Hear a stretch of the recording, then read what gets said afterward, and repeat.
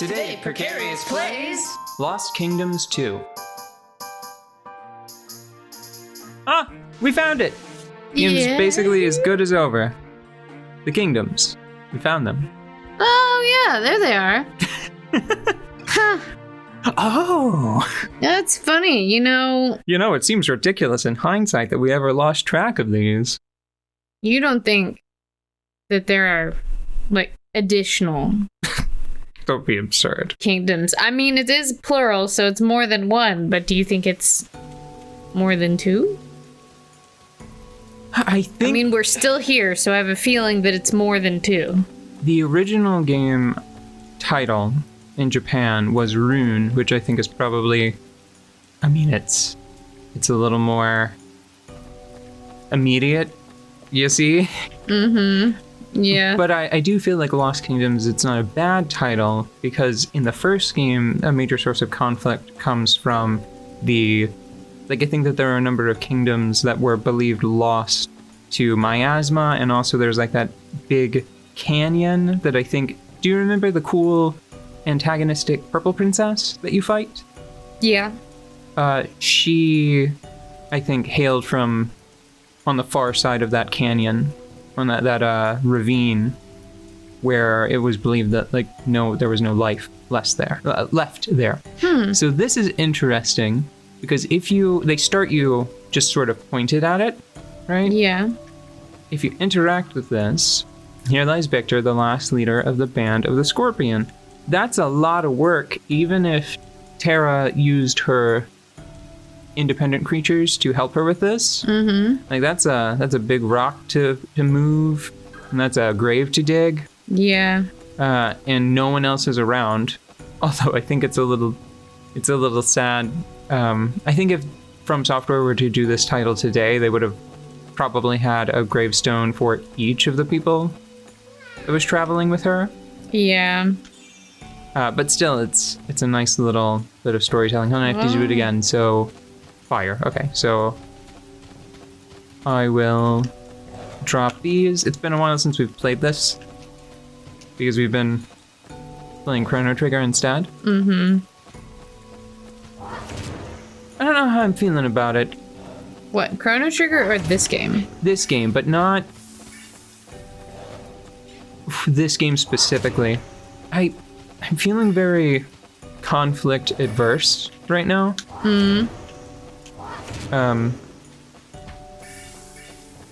I played a lot of Endless Legend, and that gave me a lot of time to think.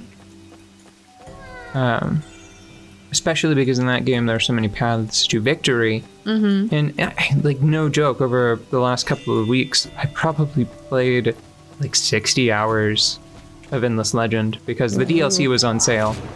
And I spent a substantial portion of that time resolving situations pretty amicably for everyone involved. Like, it's the kind of game where you can take people to victory with you in an alliance, you know? Cool. Is earth or water worse? I need to remember the relationship. Okay, so water beats fire. So water beats fire and fire beats wood. Mm-hmm. And I would assume that earth beats... It'll be easier for me right now if I have one of each card so I can visualize it. Mm-hmm. So that beats that, and that beats that. So this should be fine.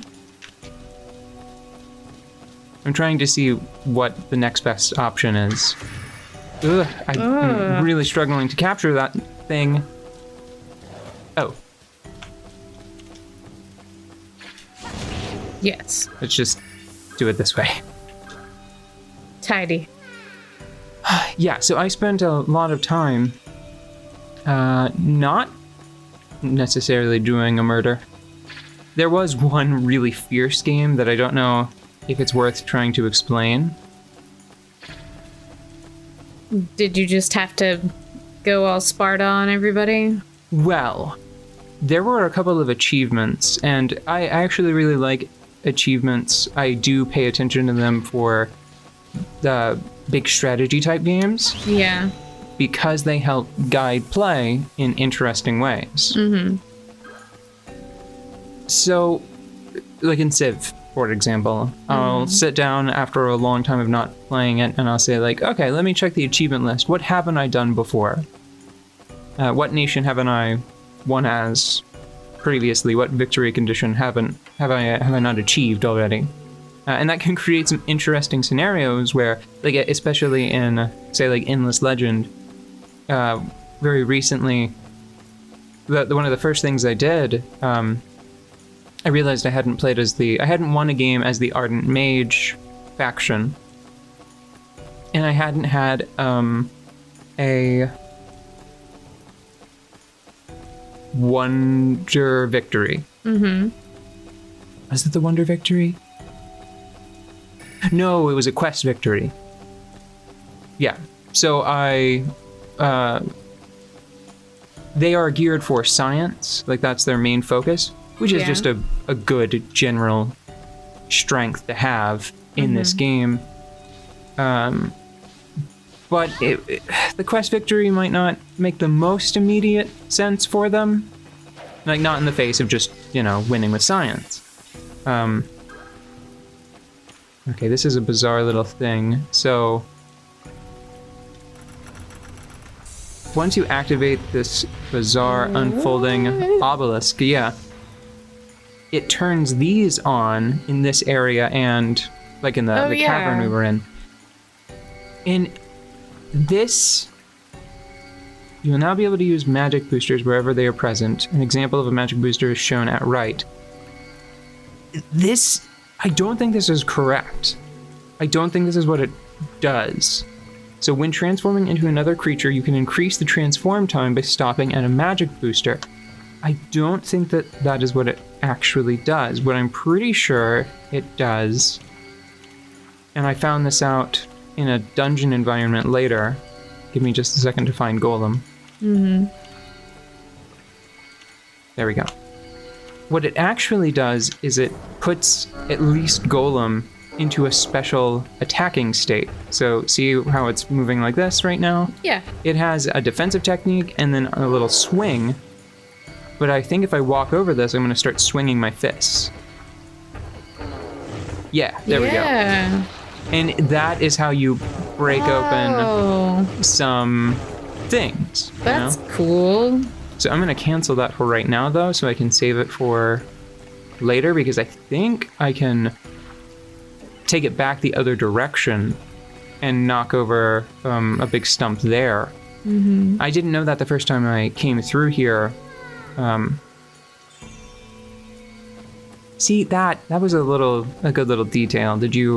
I dismissed it too quickly. Did you see what the red fairy said? No, I didn't. Why do you look sad, daughter of man? Oh. Like, as a title. And it makes me wonder, like, Terra didn't seem to care about her companions overly much, but I guess she...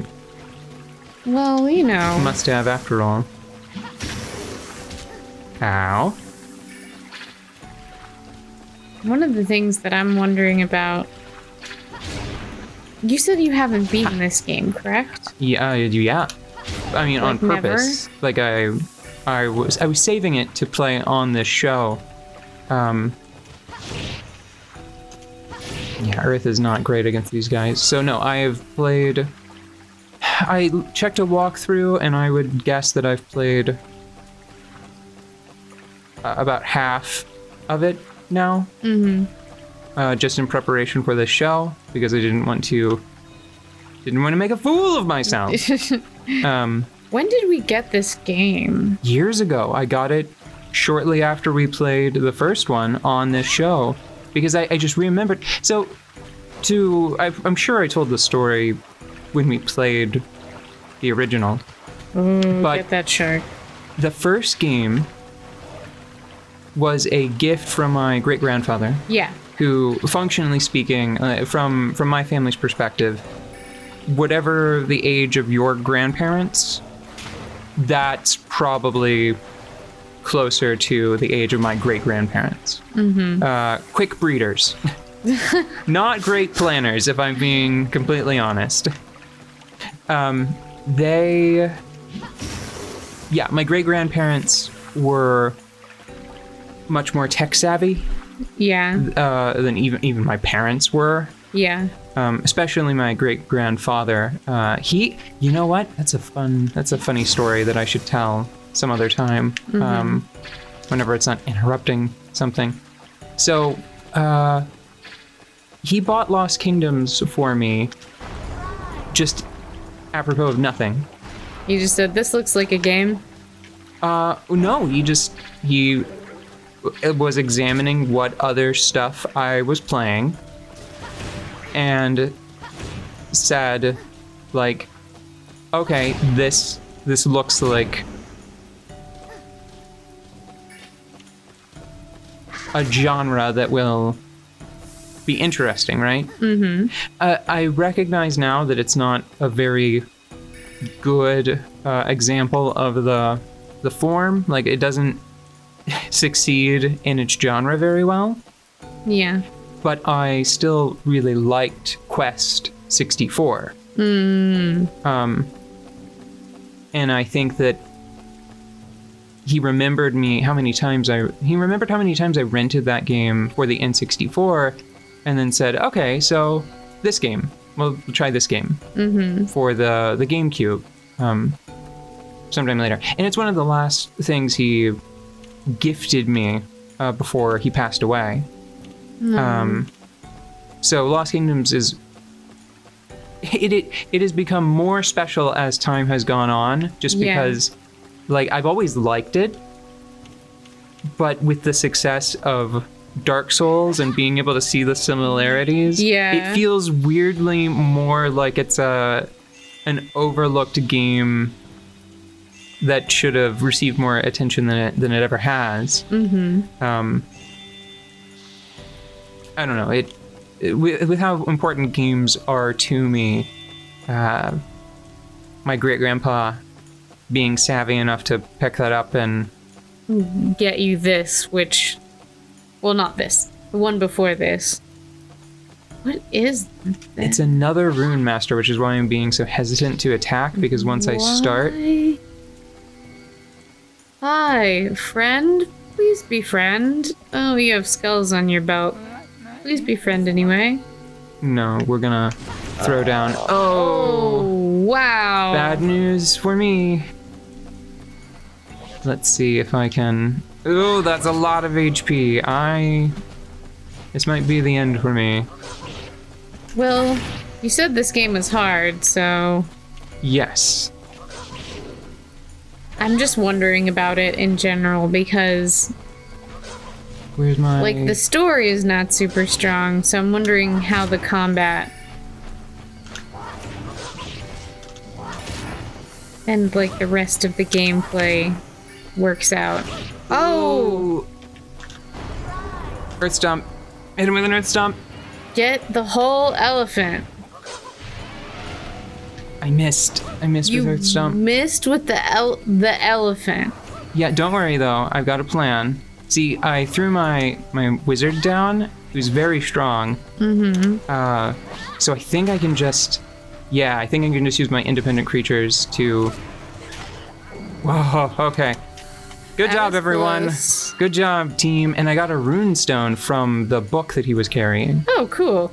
Why do you need more rune stones? I don't know. I have found a few of them, and I fought them all. I'm assuming it probably relates to...